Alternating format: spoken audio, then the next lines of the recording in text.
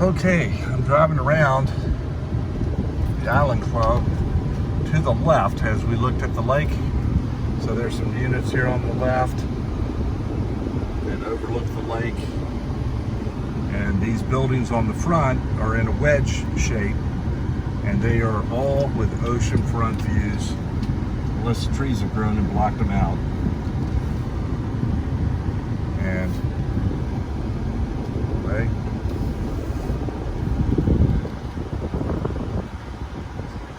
So those units are, $550 on the back, and the front would be $750. If a 3-bedroom, that'd probably be $850 to $950. You've got all kinds of really neat amenities here. I've always liked this place. Here's a little beach walk. Goes right out to the beach. There's a little playground out there. You got tennis courts over here, and they take really great care of the tennis courts. You've got a tennis center right there, so if you want instruction, they've got the pool elevated over there behind the tennis courts. It's a real resort. It's really nice, and the people that work here are paid well. Some people are related to professional tennis players and or agents of top professionals. They've got a little basketball court here. You've got a little waterway action coming up here. How the lake meanders all around, so you can probably fish. It's probably loaded with fish. You see more tennis courts in the background there. Sorry, my car is kind of blocking things. I'm kind of tethered to my battery right now. Let me put this down.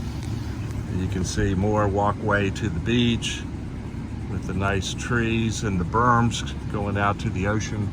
You can't see it from this low, or the first floor you can't see it either, but it's all right here, and it's all safe. And here's a stadium tennis court, because they have some professional matches here. Like some of the local people who are tennis pros will come out here, and they'll have like a sponsor come and put on a little professional tournament, where the winner gets $500 or $250 or something. But you've got another little tennis center there, so it's very much oriented towards tennis if you're into that. And of course the pool and the ocean. So that's all pretty cool. Now, how do I get out of here? Oh boy. I thought I could drive around. I'm gonna drive down here anyway until I get to the end, then I'll figure out how to turn around. Yeah, oh, that's cool. I forgot they have a place to hit balls. That's what really helped my game when I played a lot. I lived at Holiday Park in Fort Lauderdale, which was where Chris Everett grew up, and her father was managing the place even after her career was pretty much over. And so I got to know them a little bit. That was back when she was married to John Lloyd. And I bought a racket from them. They let me test John's, because it was a Wilson graphite when that first came out. All the strings popped. I was so embarrassed. They said, "Oh, it's not a problem. I don't worry about it." They got a sale out of it, so that covered the restringing. Anyway, isn't this nice? This last unit is the timeshare unit, I think. One of these two on the end here is a timeshare unit. Then you can see some more units across the way. That's more like a condominium, not so much just a 2-story place. But that's all part of this too. They've got grills over there for cooking out, little parties. It's a just fun activity. The community has little activities on their own too. Well, you'll be invited for different amenity gatherings and such. There's a check-in spot there for the guests to come in. So it's a well-run operation, and people enjoy it. It's like a little enclave, and most people don't know about it. But anyway, I guess you can tell the mailboxes are right here on this for these units. I guess you can tell I kind of like this place, and I think it'd be a good property to own, and you probably do quite well with it. So give me a call when you get a chance. There's more of the pool and the amenities behind here, and well landscaped and hidden so people can feel kind of private, but you're going to see a little bit of the pool as we're exiting here. And a little covered area for people to sit and relax in the shade. That's kind of nice. And the waterway goes across, and that's the lake over there to the right. It's behind the place we just looked at. So if they'd let you put a little kayak or canoe in there, you'd have some fun. But you probably can fish on the edge. And you may, I don't know, you probably don't have to get a license, but over to the right is where we first went in. Here's the guard gate. And over to the left is that condominium looking place with its 4 stories. And what I'm going to do is I'm going to drive down to the right here, because we've come from the left, which is where Follyfield Road began and then curved to the left. And now we're going to go down to the Westin Resort. You'll see there's a trolley stop right here too. It's free. That's cool. That can give you a ride around different places. I don't know the path of it, but they had the map on there. Sparkleberry Road, that's a private residence. It's gated. It's in between the Island Club and the Islanders Beach Club. So I'm going to show you the Islanders Beach Club. So even if you own that condo, you come down here and it's not your time to be using it because someone's renting it, you can get this, you can buy a pass for 2 years and you can come park in here. And it's really beautiful. See, the part of the county takes on all sales 1/4% of sales. And they put that back into buying land as much as they can to preserve it for the town. And this is part of it. They built this nice little place with some bathrooms. And you can walk up and then you're going to walk back down to the boardwalk. So what a lot of people do, and have learned, is to just walk through the kids' playground and you stay flat and just have a couple steps to go up. And this parking area now behind it is where the Barony Beach Club is. Okay, so those 5-story buildings with parking underneath typically is the Marriott's Barony Beach Club. It's a timeshare. And it has a couple different pools and pool bar and a lot of fun things to do, and an indoor pool in the front. And we'll see the front gate of that. That's a very, very popular program here on Hilton Head. Half of Cincinnati bought timeshares down here. And back in 1993, there's an article that one of my clients sent me from Cincinnati. On section B, front page, it said Hilton Head Island, AKA Lower Cincinnati. All right. So now, coming out of the Islanders Beach Club right there, right to Follyfield Road. Over there are some rental properties that are part of Port Royal. And occasionally something comes up in there, like in this unit we're about to pass behind this guy walking. Those units will sometimes have a place for like $399 for sale. Very, very nice, 2-bedroom, really well done. Tastefully done. Over here now is the Marriott to the right. That's the entrance, Marriott Vacation Club. And this is the beach access over here, the Ocean Villas. And now we are about to see where the Westin is to the right.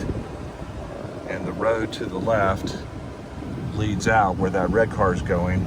And the Barony Beach Club continues across the street into what's called the garden side over there where this lady's going. So it's a little less expensive product, but they wanted to make the project large enough to sustain itself without having just one complex over there. They figured people would be happy to trade in there and have something that's walking distance to the beach and be by the Westin Resort as well. We're driving up on the beautiful Westin Resort. During the golf tournament, a lot of the single golfers or people that are without their families, they'll stay here. And now Marriott's bought all the Westin Resorts.